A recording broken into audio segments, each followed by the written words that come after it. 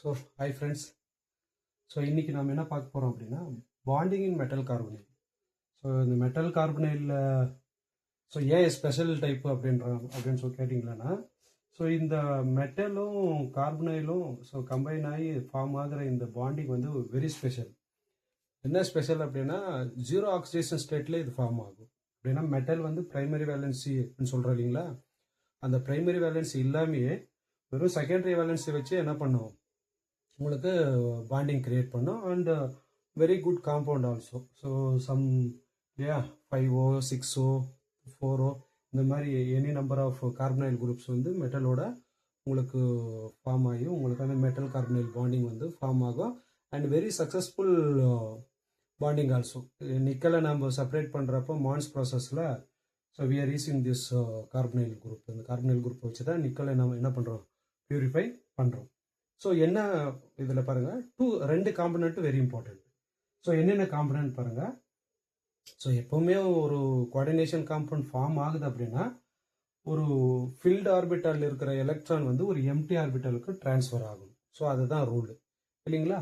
இப்போது இந்த கார்பனைல் குரூப்பில் இருக்கிற இந்த pair of electron empty orbital இல்லையா, மெட்டல் இருக்கிற டி ஆர்பிட்டால், அந்த டிஜெனரேட் டி ஆர்பிட்டாலுக்கு என்ன பண்ணும் அப்படின்னா எலக்ட்ரானை கொடுத்து ஸோ இது என்ன பாண்ட் ஃபார்ம் ஆகும், ஒரு சிக்மா பாண்ட் ஃபார்ம் ஆகும்.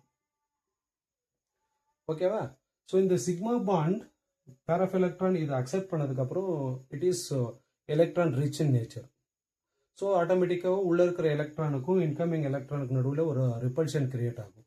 ஸோ இந்த ரிப்பல்ஷன் என்ன பண்ணும் அப்படின்னா மெட்டலுடைய ஆர்பிட்டில் உனக்கு இன்ஸ்டபிள் ஆகும் இல்லையா. ஸோ அந்த ஸ்டெபிலிட்டியை பேலன்ஸ் பண்ணுறதுக்காக என்ன பண்ணோம் அப்படின்னா இந்த electron which is came from carbonyl. So திருப்பியும் அது என்ன பண்ணும் அப்படின்னா அந்த பேர் ஆஃப் எலக்ட்ரானை திருப்பியுமே எம்டி ஆர்பிட்டால் லிகாண்டில் இருக்கிற எம்டி ஆர்பிட்டாலுக்கு என்ன பண்ணும், ட்ரான்ஸ்ஃபர் பண்ணும். ஸோ ட்ரான்ஸ்ஃபர் பண்ணுறதுக்கு இந்த பாண்டுக்கு பேர் வந்து பை பேக் பாண்டிங்னு பேர். So pi back bonding. So இந்த ப்ராசஸ் எப்படி நடந்துட்டு இருக்குது அப்படின்னா, ஸோ ஃபில்ட் ஆர்பிட்டால் ஆஃப் லிகாண்டில் இருந்து எம்டி ஆர்பிட்டால் ஆஃப் மெட்டலுக்கு ட்ரான்ஸ்ஃபர் ஆகும். ஸோ அது எலக்ட்ரான் ரிச்சாக இருந்தால உங்களுக்கு ரிப்பல்ஷன் கிரியேட் ஆகும். திஸ் ரிப்பல்ஷன் இல்லையா ஸ்டெபிலிட்டியை இல்லையா உங்களுக்கு உடைக்கும். அதனால என்ன பண்ணும் அப்படின்னா இந்த ஃபீல்டு இல்லையா ஆல்ரெடி இந்த எலக்ட்ரான் உள்ள வந்த எலக்ட்ரான் வந்து again goes to the empty orbital of carbonyl. And this process கண்டினியூஸாக உங்களுக்கு இங்கிருந்து அங்கேயும் அங்கிருந்து இங்கேயும் ரெண்டு காம்பனண்ட்டாக உங்களுக்கு ஃபார்ம் ஆகும். ஸோ கார்பனைலேருந்து வந்த சிக்மா பாண்ட் ஃபார்ம் ஆகும், மெட்டலேருந்து திருப்பியும் பேக் போச்சுன்னா உங்களுக்கு பை பாண்டிங் ஃபார்ம் ஆகும். ஸோ நல்லா உங்களுக்கு ஞாபகம் வச்சுக்கோங்க. So two components.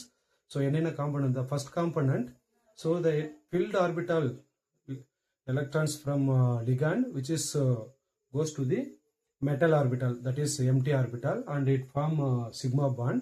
So this sigma bond makes metal electron richer.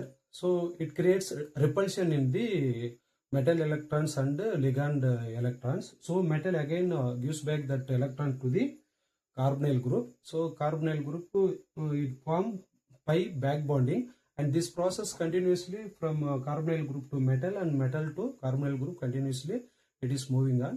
So this is metal carbonyl bonding. Thank you.